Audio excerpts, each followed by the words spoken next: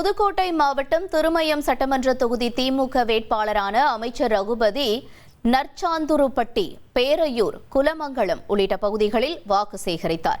அப்போது பேசிய அவர் இதுவரை திமுக ஆட்சியில் கொண்டு வந்த திட்டங்களை எடுத்து கூறினார். தேர்தலில் வெற்றி பெற செய்தால் என்ன செய்வோம் என்ற திமுக வாக்குறுதிகளையும் அவர் எடுத்து கூறினார்.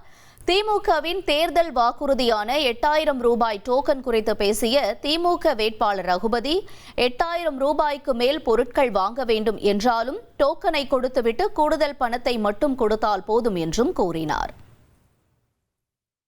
மே விட்டு ஜூன் மாதம் உங்களுக்கு 8000 ரூபாய் கூப்பன் தரப்படும்.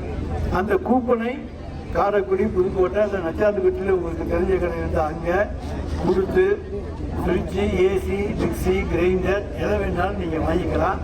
விலை கூட இருந்தால் 12,000 ரூபாய்க்கு இருந்துச்சுன்னா 4000 ரூபா பணத்தை கொடுத்துட்டு 8000 ரூபா இந்தாப்பா ஸ்டாலின் காசு வச்சுக்கன்னு கொடுத்தா வாங்கிப்பா. நம்பிக்கை இருக்கா?